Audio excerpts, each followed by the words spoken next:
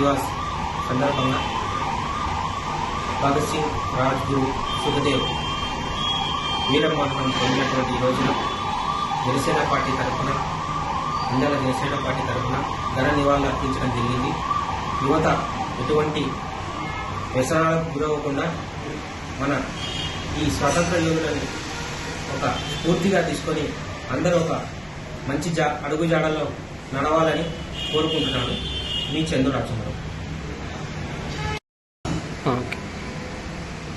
రాజ్గురు, భగత్ సింగ్, సుఖ్దేవ్ లాంటి అమరవీరుల త్యాగ నిరతికి ఈరోజు